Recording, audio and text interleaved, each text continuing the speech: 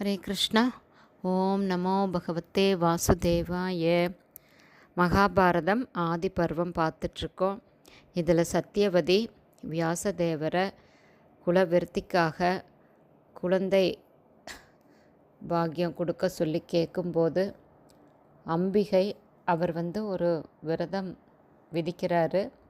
நான் குரூபியாக தான் வருவேன், ஆனால் அவங்க சந்தோஷமாக என்னை ஏற்கணும் அப்படின்னு சொல்கிறாரு. ஆனால் அம்பிகை அவரை பார்த்து ரொம்ப அருவருப்படைகிறாங்க.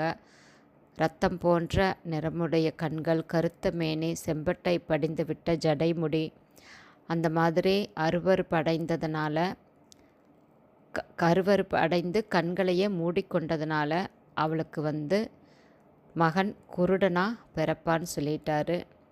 அதுக்கப்புறம் அம்பாலிகை வியாசதேவரை பார்த்து பயந்ததுனால ஒரு பயந்த சுபாவம் உள்ள பிள்ளை தான் பிறப்பான்னு சொல்லிடுறாரு. அதுக்கப்புறம் இதையெல்லாம் கேட்டு சத்தியவதி ரொம்ப கவலைப்படுறாங்க. ஒரு வீர பராக்கிரமசாலி இருந்தால் தானே இந்த ராஜ்யத்தை பரிபாலனம் பண்ண முடியும்.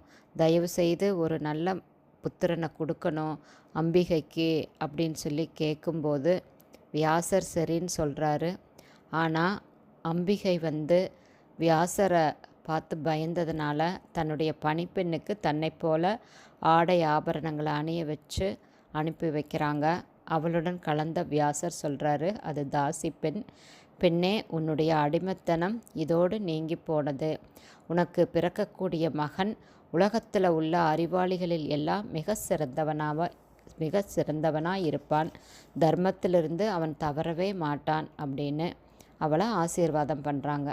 ஏன்னா வியாசதேவரை முறையாக உபசரித்து அவங்க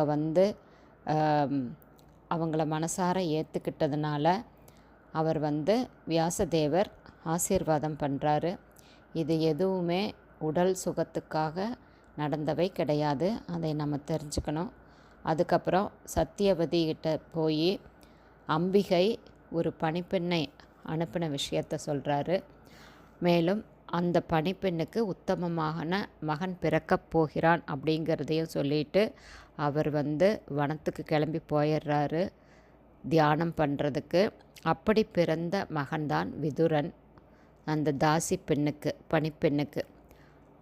அப்போது இந்த பணிப்பெண்ணுக்கு பிறந்த விதுரன் யார் அப்படின்னா தர்ம தேவதையினுடைய அம்சம்.